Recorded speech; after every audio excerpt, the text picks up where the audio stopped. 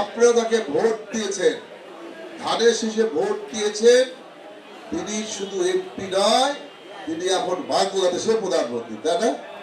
আমরা তখন ক্যাম্পিং করতাম, ভোটের জন্য বাড়ি বাড়ি যেতাম, মার্কেটে যেতাম, তখন আমরা বলতাম যে আপনার সন্তান, বগুড়ার সন্তান তারেক রহমানকে ভোট দিন। তারেক রহমান শুধু এমপি নয়, তিনি বাংলাদেশের প্রধানমন্ত্রী হবে ইনশাআল্লাহ। আল্লাহ পাক তো কবুল করেছেন, তাই না? এখন তিনি এই সদর 6 আসন ছেড়ে দিয়েছেন এই কারণে, যেহেতু তিনি এখন বাংলাদেশের প্রধানমন্ত্রী, এই শহরে আপনার 4,54,000 ভোটার রয়েছে, আরো ভাসমান লোক রয়েছে প্রায় 4-5 লাখ।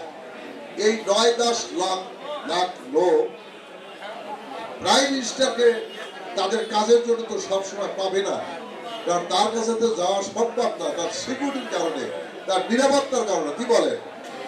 এখন আপনার একটা সমস্যা লাগলো যে এমপি সাহেবের একটা রিকমান্ড লাগবে। এখন এমপি সাহেবের রিকমান্ড তো তাহলে তারেক সাহেবকে দিতে হবে, তিনি তার প্রধানমন্ত্রী, তিনি রিকমান্ড করবে।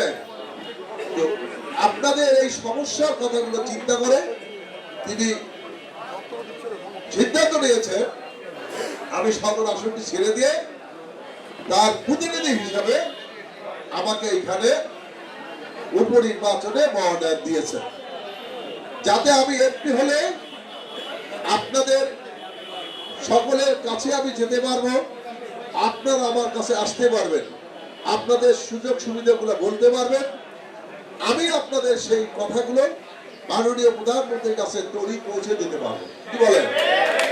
এবং এলাকার উন্নয়ন বলেন, আমাদের বগুড়ার আমার ছাত্রছাত্রী ভাই বোনদের চাকরির কথা বলেন, এবং বগুড়ার বিভিন্ন প্রজেক্ট যেগুলো আছে সেগুলো ডেভেলপমেন্ট করার জন্য তার একজন প্রতিনিধি বা প্রয়োজন ছিল।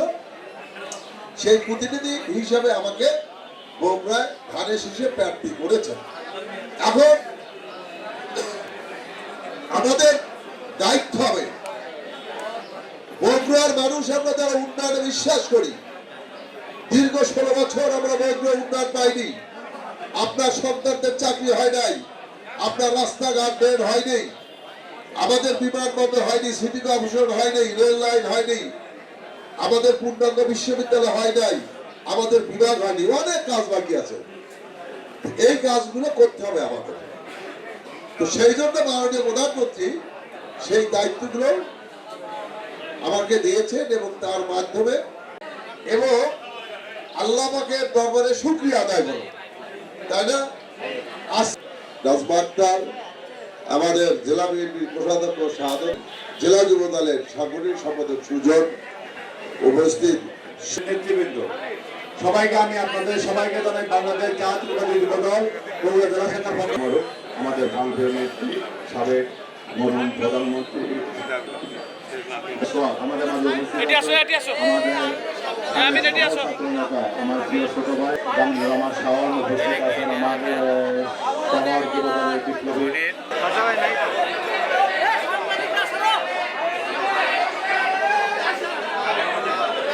তারিখের আগে কথা দিয়েছিলাম, একটি দিন আপনারা কষ্ট করে ভোট দিতে যাবেন। 5টি বছর 12 তারিখে ভোট দিয়ে যে আগে নির্বাচিত করেছেন আমাদের পার্টির নেতা বিএনপি চেয়ারম্যান জনাব তারেক রহমান, এখন বাংলাদেশে কি এটা কি আমাদের গর্বের বিষয়। আমার শাওন উপস্থিত আছেন, আমার সবার জীবনের বিপ্লবী আমাদের মাঝে উপস্থিত আমাদের